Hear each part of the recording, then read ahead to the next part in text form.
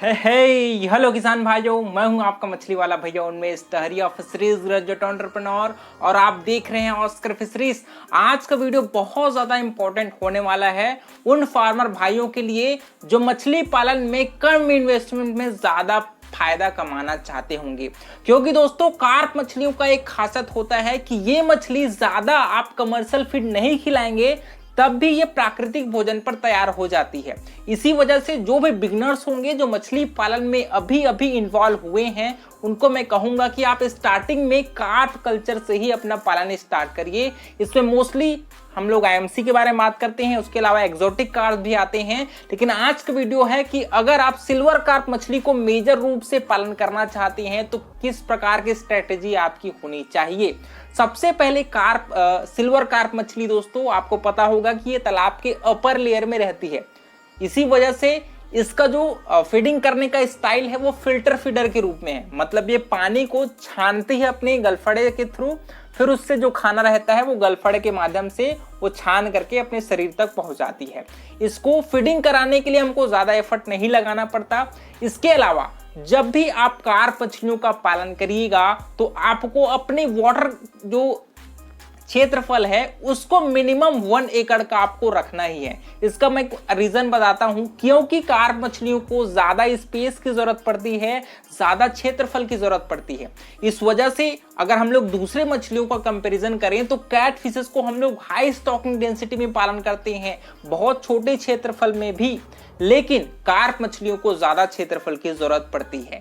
दूसरी बात, जब भी आप कार्प मछलियों का तालाब का प्रिपरेशन करें दोस्तों तो आपको 2 इंपॉर्टेंट काम जरूर करना है। सबसे पहले आप अपने तालाब के मिट्टी और पानी का पीएच को जरूर चेक करवा लें। अगर एसिडिक पानी रहेगा तो वो मछली पालन के लिए सूटेबल नहीं है, ठीक है। और तैयारी के दौरान, तालाब की तैयारी के दौरान आपको प्रति एकड़ स्टार्टिंग में कम से कम 80 किलो चूने का प्रयोग करना है। चूने का प्रयोग करने के पश्चात दूसरा हमारा एक इंपॉर्टेंट काम होता है तालाब की गहराई। कार्प मछलियों के लिए मिनिमम 1.5 मीटर तो आपको अपने वाटर की गहराई को, पानी की गहराई को मेंटेन रखना ही है। मतलब 6 फीट तक आपको अपने पानी की गहराई है वो मेंटेन रखना है। गर्मियों के सीजन में बल्कि ज्यादा पानी का जो इवापोरेशन होता है, इस वजह से हम लोगों को पानी लगातार तालाब में डालना पड़ता है, ठीक है। तो आप सबसे पहले चूने का प्रयोग करिए। चूने आपके तालाब को एल्कालाइन बनाता है और आपको पता होगा कि मछली पालन में पानी है वो एल्कालाइन होना बहुत ज्यादा जरूरी है, उसमें कैल्शियम की मात्रा होना जरूरी है, ठीक है। दूसरी बात, जब भी आप तालाब की तैयारी करें, दूसरा महत्वपूर्ण काम आता है हमारा फर्मेंटेशन की। क्योंकि कार्प मछलियां, खासकर सिल्वर कार्प मछलियां हैं, वो आपके प्राकृतिक भोजन पर सबसे ज्यादा ग्रोथ करती हैं। ये मछली साल में मिनिमम 1.5 किलो साइज तक पहुंच जाती है। और अगर आप कंपनी वाले फीड खिलाते हैं, साथ साथ एरिएशन भी देते हैं मछलियों को, तो इसका ग्रोथ और ज्यादा हो सकता है। मेरे हिसाब से जो फार्मर भाई फीड पर ज्यादा खर्च नहीं करना चाहते वो उन फार्मर भाइयों को ये मछली जरूर तालाब में डालना चाहिए, ठीक है। तो तालाब में कितना फर्मेंटेशन करें? प्रति एकड़ आपको 1 टन गोबर, उसके साथ 20 किलो सिंगल सुपर फास्फेट और 15 किलो आपका क्या बोलते हैं उसको, यूरिया, ठीक है। उसके साथ आप 500 ग्राम इसमें ईस्ट का जो पाउडर आता है उसको आप डाल दीजिए। फिर उसको अच्छे से फर्मेंटेट करिए, आपके छोटे से गड्ढे में डाल करके उसको 2 से 3 दिनों तक अच्छे से सड़ाइए।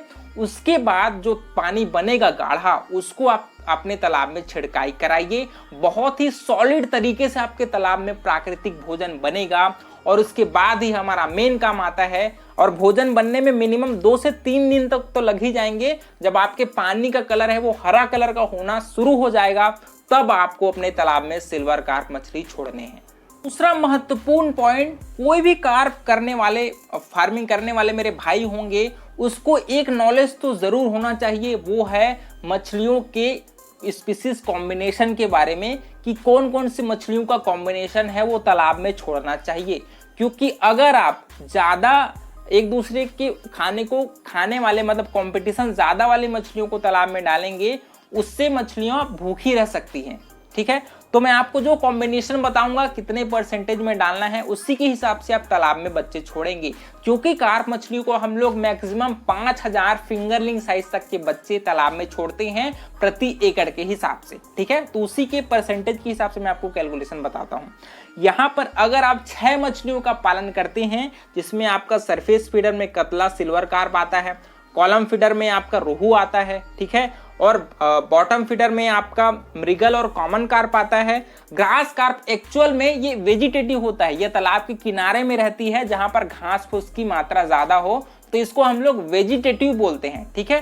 तो यहाँ पर बात करें अगर सरफेस लेयर की दोस्तों, तो कतला मछलियों को आप सरफेस लेयर में टोटल आपको 40 से 45% तक तालाब में बच्चे छोड़ने हैं, जिसमें आपका कतले का परसेंटेज है कतला मछली का वो 10 से 15% होना चाहिए, और सिल्वर कार्प का प्रतिशत होना चाहिए आपका 30 से 35% के बीच में। मतलब अपर लेयर, दोनों कॉम्बिनेशन को मिला करके बता रहा हूं मैं, अपर लेयर में आपका 40 से 45% होना चाहिए। कॉलम फीडर मतलब रोहू मछली की बात करें तो आपको 20 से 25% है वो रोहू मछली का स्टॉकिंग डाल देंगे, है ना। उसके बाद बॉटम की बात करें जिसमें मृगल आता है और आपका कॉमन कार्प आता है ना। तो इसमें बॉटम जो फीडर है उसको 30 से 40% रखना है, मतलब इसमें 15 से 20% मृगल की स्टॉकिंग होगी और 15 से 20% आपका कॉमन कार्प मछली की स्टॉकिंग होगी। अब सबसे लास्ट में आता है ग्रास कार्प। ग्रास कार्प को आपको मिनिमम 5% और मैक्सिमम 10% तक है उसको स्टॉक करना है। ये आपकी 6 स्पीसीज का कॉम्बिनेशन मैंने बताया है, इसको जरूर आप नोट कर लीजिए, ठीक है। अगर आप 5 मछलियों का स्टॉकिंग करना चाहेंगे जिसमें सिल्वर कार्प, कतला, रोहू, मृगल, कॉमन कार्प, इसके साथ आप मिरर कार्प भी डाल सकते हैं, लेबियो बाटा, ये बहुत सारे और मछली आती है उसको। तो सिल्वर कार्प है वो 20 से 30% डालना है, ठीक है। कतला मछली है वो 10 से 15% डालना है। रोहू मछली है वो 15 से 20% डालना है।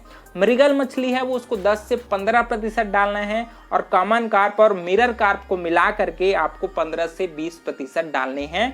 ये 5 स्पीसीज का कॉम्बिनेशन मैंने आपको बताया है।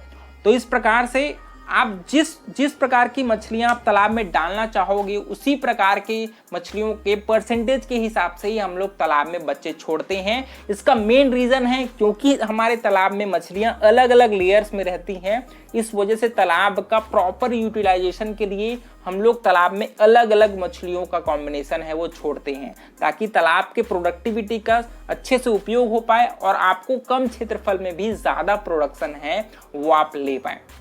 बात करें अगर फीडिंग की, क्योंकि कार्प मछलियों को हम लोग अगर चाहें तो फार्म मेड फीड पर ही पालन कर सकते हैं, और अगर वो भी कमी है, आप सरसों खली या फिर और कुछ प्रोडक्ट नहीं खिला सकते, तो आप एक काम जरूर कर सकते हैं, वो है तालाब में फर्मेंटेशन की। आप 15 दिनों में एक बार या तो मुर्गी का खाद प्रयोग कर लीजिए या फिर आप गाय का खाद है उसको प्रयोग कर लीजिए, जिसमें भी आप साल भर में अच्छा प्रॉफिट कमा सकते हैं। लेकिन अगर आपके पास पैसे होंगे तो मेरे हिसाब से आपको फार्म मेड फीड खिलाइए और साथ ही साथ फर्मेंटेशन करिए। ये एक डेडली कॉम्बिनेशन होता है जिससे प्राकृतिक भोजन भी तालाब में रहता है और आपका सप्लीमेंट्री फीड के रूप में आपको खाना भी मिल जाता है। आपको 4-5 वैरायटी बता देता हूँ।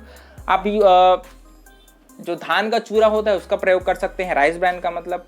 आप उसके साथ सरसों की खली डाल सकते हैं, बादाम की खली डाल सकते हैं, कॉटन सीड का जो ऑयल केक आता है उसको डाल सकते हैं। आपके पास जो भी सोर्स कार्बोहाइड्रेट और प्रोटीन का होगा उसको आप मिला करके तालाब में डालिए। 3 से 4% के हिसाब से फीडिंग कराइए। फीडिंग कराने का आसान तरीका है, फीड को रात में भिगा करके लोंदा बना लीजिए और तालाब के चारों कोनों में डाल दीजिए। आपकी मछलियां गारंटेड रूप से साल भर में अच्छे से ग्रोथ कर जाएंगी और बहुत अच्छा प्रॉफिट है वो आप बुक कर पाएंगे। तो किसान भाइयों, इस प्रकार से आपको मैंने अच्छे से डिटेल में जानकारियां दे दी है। इसके अलावा भी अगर आपके मन में कुछ सवाल होंगे उसको नीचे कमेंट कर सकते हैं। वीडियो पसंद आएगा तो वीडियो को लाइक जरूर करिए। ऑस्कर फिशरीज पर नए हैं तो चैनल को सब्सक्राइब करना बिल्कुल मत भूलिएगा। मिलते हैं अगले वीडियो में किसान भाइयों, तब तक के लिए बड़ों का सम्मान करिए, छड़ों को प्यार करिए और खुद का ढेर सारा ख्याल रखिए। Thank you, thanks for watching.